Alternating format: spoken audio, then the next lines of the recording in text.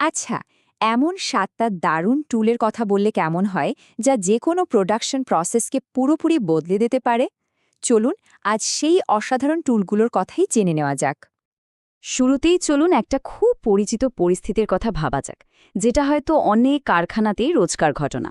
আর এই পরিস্থিতিটাই আমাদের বুঝতে সাহায্য করবে যে এই টুলগুলো ঠিক কতটা জরুরি। একটা প্রশ্ন কিন্তু প্রায় মাথায় আসে, তাই না? যে কেন একই ভুল বারবার হয়?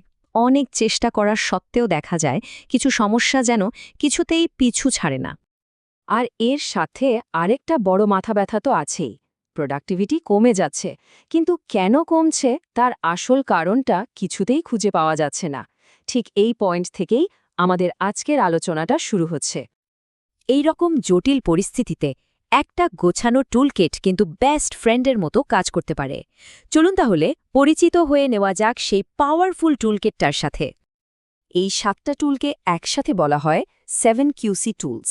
এগুলো আসলে এমন কিছু পরীক্ষিত টেকনিক, যা একটু আগে আমরা যে প্রশ্নগুলো নিয়ে ভাবছিলাম সেগুলোর একেবারে সত্যিকারের আর বাস্তবসম্মত সমাধান খুঁজে বের করতে সাহায্য করে। তাহলে আর দেরি কেন? চলুন এবার এক এক করে এই 7টা টুলকে সহজভাবে জেনে নেওয়া যাক। আমাদের লিস্টের প্রথম টুলটা হলো প্যারেটো চার্ট। এটা বিখ্যাত ৮০-২০ রুল বা নীতির ওপর ভিত্তি করে তৈরি। এর মূল আইডিয়াটা খুবই সহজ কিন্তু দারুণ কাজের। প্রায় ৮০% সমস্যার পেছনে আসলে দায়ী থাকে মাত্র ২০% কারণ। এই চার্টটা দেখলেই ব্যাপারটা পরিষ্কার হয়ে যাবে। দেখুন, কয়েকটা বড় বাড়ি কিন্তু বেশিরভাগ সমস্যাকে দেখাচ্ছে। তার মানে আমাদের ফোকাস করতে হবে এই বড় কারণগুলোর ওপর, ছোটখাটো অনেকগুলো বিষয়ের পেছনে সময় নষ্ট না করে। এরপর যে টুলটার কথা বলবো সেটা হলো চেকশিট।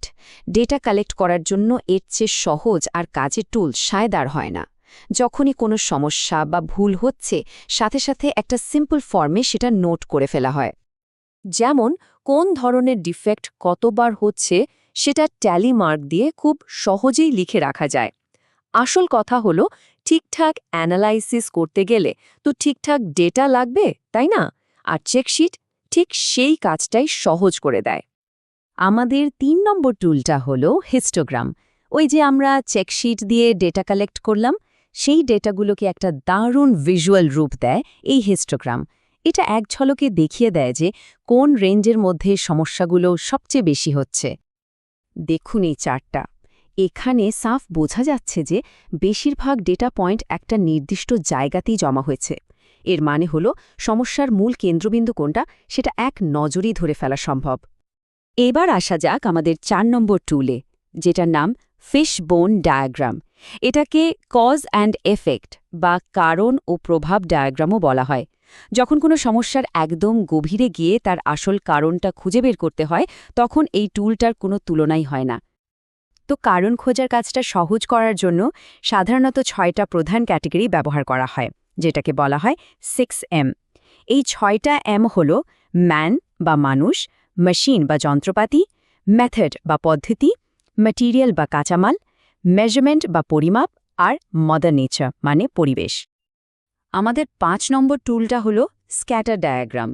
এই টুলটা খুব ইন্টারেস্টিং। এটা দুটো আলাদা ভেরিয়েবল বা চলকের মধ্যে আদৌ কোনো সম্পর্ক আছে কিনা সেটা খুঁজে বের করতে সাহায্য করে। ব্যাপারটা এমন, ধরুন মেশিনের স্পিড বাড়ালে প্রোডাক্টের ডিফেক্ট বাড়ে নাকি কমে। স্ক্যাটার ডায়াগ্রাম ঠিক এই ধরনের সম্পর্কগুলোকে চোখের সামনে তুলে ধরে, ফলে ডেটার ওপর ভিত্তি করে সিদ্ধান্ত নেওয়াটা অনেক সহজ হয়ে যায়। এরপর ৬ নম্বরে আছে কন্ট্রোল চার্ট। একটা চালু প্রসেসকে সবসময় মনিটর করার জন্য এটা ব্যবহার করা হয়। এই চার্টটা আমাদের বলে দেয় যে প্রোডাকশন প্রসেসটা ঠিকঠাক মানে স্থিতিশীল আছে নাকি হাতের নিয়ন্ত্রণের বাইরে চলে যাচ্ছে। এখানে আসল ব্যাপারটা হলো দুটো লাইন, আপার কন্ট্রোল লিমিট আর লোয়ার কন্ট্রোল লিমিট। যখনই কোনো ডেটা পয়েন্ট এই দুটো লাইনের বাইরে চলে যায়, তখনই এটা একটা সিগন্যাল দেয় যে প্রসেসের মধ্যে কোনো বড়সড় সমস্যা হয়েছে এবং এখনই অ্যাকশন নিতে হবে। আমাদের লিস্টের একদম শেষে ৭ নম্বর টুলটা হলো ফ্লো চার্ট। এটা যে কোনো জটিল প্রসেসের প্রত্যেকটা স্টেপকে ছবির মতো করে পরপর সাজিয়ে একটা পরিষ্কার ম্যাপ তৈরি করে দেয়। যেমন ধরুন গার্মেন্টস প্রোডাকশনের এই ফ্লো চার্টটা। পুরো প্রসেসটা যখন এভাবে চোখের সামনে থাকে তখন কোথায় কোনো অপ্রয়োজনীয় স্টেপ আছে বা কোন জায়গায় কাজটা আটকে গিয়ে দেরি হচ্ছে সেটা খুব সহজে ধরে ফেলা যায়। কিন্তু একটা প্রশ্ন থেকে যায়, এই টুলগুলো কি একবার ব্যবহার করলেই সব সমস্যার সমাধান হয়ে যাবে? উত্তরটা হলো একদমই না। আর এখানেই আসে কন্টিনিউয়াস ইমপ্রুভমেন্ট বা ধারাবাহিক উন্নয়নের কনসেপ্টটা, যেটা পিডিসিএস সাইকেল নামে পরিচিত।